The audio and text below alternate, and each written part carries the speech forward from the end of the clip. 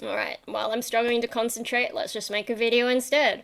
I do not promise quality content on this channel, and this video is probably going to be a bit low energy unless I can hype myself up somehow. So yeah, as you can already see, I am not doing the best that I have ever done, like no one ever was. To catch them is my old test. What? I'm sorry. Yeah, so it's been just over a week since I changed what pill I'm on. For ages, I've been on this pill, and one of the main features of that is it's very good at blocking androgens, which are your more male hormones. And my theory, I guess, was based partly on experience because every now and then I'd forget to take the pill and I would have like a burst of energy, sometimes a burst of being aggressive. Um, and then I'd realize, oh shit, I forgot to take my pill today, and then I'd take it and go back to normal. And so I sort of took that as a sign that maybe if I change my pill, I might get a bit more energy back because maybe it's blocking it. Because androgen deficiency can lead to fatigue. So that was a general theory behind it. Now I am on this one and have been for just over a week, and I'm led to believe that the anti-androgen effect is less. But I'm wondering about the progestin because it's a different progestin and it's a much lower dose on paper, but that doesn't necessarily mean that the effect is less because they're different chemicals, so maybe you need less of this to produce the effect compared to the other one. Um, and so I'm just like, shit, maybe the progestin in it is too strong because if you have too much progesterone in your body, progestin is synthetic progesterone, so I've just used them interchangeably. If you have too much progesterone, that can cause fatigue as well. So too little androgen, too much progesterone. I don't know. The thing that I know for sure, though, is that changing the pill has not given me any positive effect like I was hoping. So, I don't know, I'm going to give it another week. But otherwise, I'm going to go back to my GP and maybe change back to the other one because if there's no real positive to changing, I'd rather go back to the old pill purely because the packet is better designed. I don't like the design of the newer one. It's not as easy to use, which is a very minor point, but hey, when I wake up in the morning and I'm not quite with it, I don't want to struggle with my brain trying to figure out which pill is the next one to take. I suppose it doesn't really matter too much as long as I avoid the sugar pills, but whatever. It makes a difference to me. I don't give a shit if it doesn't make a difference to you. Now, there could be other reasons for why I'm so tired. When I first, the first few days after going on the new pill and I was feeling, I thought maybe it's because I've been overworking myself. So, like, moving all my stuff to the new studio was actually quite an ordeal because I had to, ransack my room and go upstairs and find all my stuff in storage and then sort through it all and clean a bunch of shit and then decide what I wanted to take over and then actually take it over and then set it up. So that was a lot. And then also I've been filming a lot of videos, and I've got some more on the way. Like I was actually just trying to go through some of my videos to maybe publish them, and then I just can't concentrate. And this week has been really difficult. Anyway, no, I've been doing a lot of filming, doing a lot of stuff. I did also work an extra day at Bonsai, and so I'm not going to work this week because I'm just so dead. And also, I don't have a car this week, so that's another thing. But yeah, no, gosh, I think only one day a week is all I can manage. Sorry, I'm losing my train of thought again. When I first went on the new pill, I thought because I've been doing all this stuff, I'm probably just tired. It's probably not the pill, it's probably just overwork. But I feel like I had bonsai on Tuesday, that's almost a week of recovery, and I'm still not recovered. I'm so tired all the time. Like, it's so hard to get out of bed. And then I don't really get moving all day. Like, even in the afternoon when I usually have a little bit of a boost, because that's my body clock, I guess, it's just not been happening in the usual way. I just can't focus. I'm so tired. It's so hard to get anything done. So I feel like it's probably not just burnout. But the other thing I could think is like, the weather in Sydney's been really wet. Not as wet as it is up north, but yeah, gloomy. And so, maybe it's just that's the sort of lazy weather that we're in. You know, it's the kind of weather that does make you just want to get snug and not move. And maybe I'm a little bit more susceptible to that.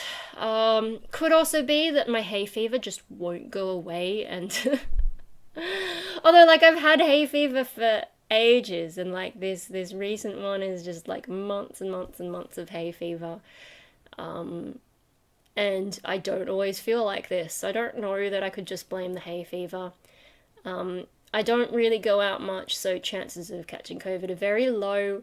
And yeah, so what else? Maybe because of the weather and me not going many places, there's not much sun out and about, so maybe I've got a vitamin D deficiency, and maybe I need to buy another tub of those little pills that I used to always forget to take anyway. I don't know. But that could be a thing, and so maybe I need a blood test. But yeah, one way or another, the change in pill doesn't seem to have helped. And so I'm just sort of thinking like, okay, it was a cute theory to try that maybe changing hormones would give me some more energy. But, you know, I keep having these cute theories, especially you guys watching me for a long time, you know, trying different things, going back to therapy, trying meds again, trying meds on the tiniest dose that you can possibly do, and nothing is working out. And I'm sort of just at that point where I'm like, crap, maybe I just need to accept that there's no solution for my particular problems. Maybe there's just, you know, I should just move on.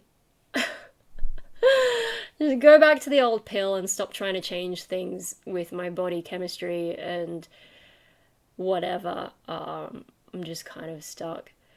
For anyone who's stumbled onto this video by mistake and has managed to watch this far despite me being all like, some of my problems, long-term depression on and off for ages, probably caused by my schizoid personality disorder issues, SPD not having any proven treatment, although people have argued in the comments about that, and some of them have other comorbidities, and if you want to treat that, that's something that can improve your life, but for me, no.